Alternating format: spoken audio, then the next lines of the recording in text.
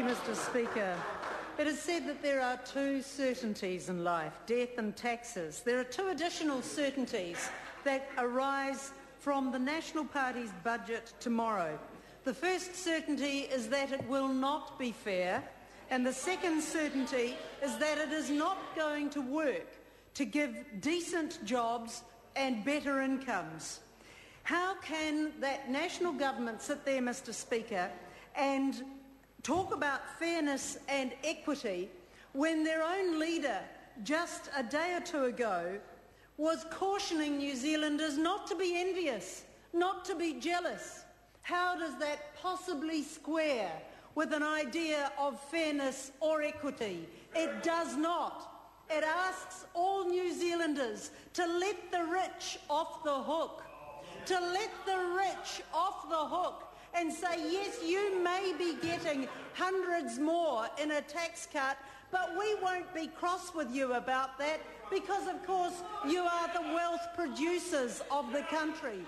Can I remind those members opposite that the wealth producers of this country, who may well be amongst the most wealthy, have not done that, have not achieved that on their own.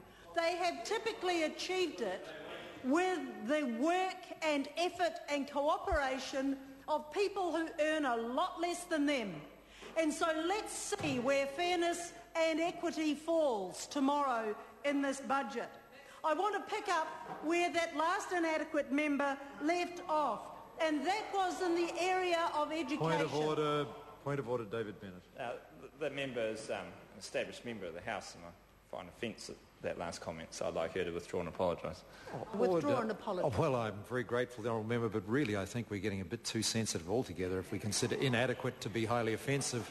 But I'm grateful for the honourable member's goodwill. The Honourable Marion Street. Thank you, Mr. Speaker. The inadequate speech of the previous member is where I wish to pick up from, because I am concerned about the signals that have come out already, or the policies that have been announced, depending on the extent to which one wishes to trust Mr. Joyce, that are the policies that are applying to tertiary education.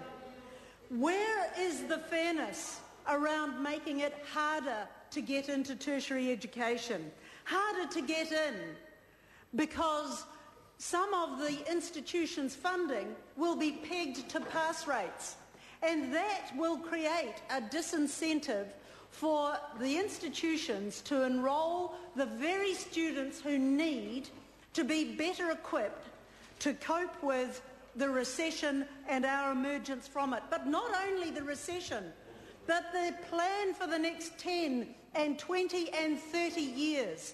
That is what I will be looking for in the budget tomorrow. But already Mr. Joyce has shut down the options.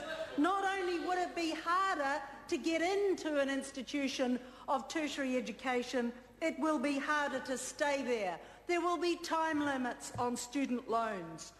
There will be fees applied by the lifting of the cap to those institutions, and so it will cost more to stay there. It will cost more to pay off the loan because there is a little administration fee that will go to everybody who has a loan. So who does this hit the hardest? Who does it hit the hardest? Mr. Speaker, the thing that is important and this government continues to overlook is that Māori and Pacifica people in this country will double from where they are now numerically to by the time 2050 comes around. That they will have the highest youth population. Māori and Pacifica combined had the highest youth population. Last year, this government took $638.5 million out of tertiary education funding. $638.5 million out. That does not bode well for tomorrow's budget, because everybody is anticipating, including the New Zealand Institutes of Technology and Polytechs, that the cuts will be just as severe again. That provides us with no hope, no future, no fairness and no equity in this country. And if that comes to pass, then what this country will reap is a decade and 2 decades and 3 decades of unfairness and inequity as we see Māori and Pacifica young people piling up in unemployment, being unassisted to succeed in tertiary education, and therefore when these people opposite have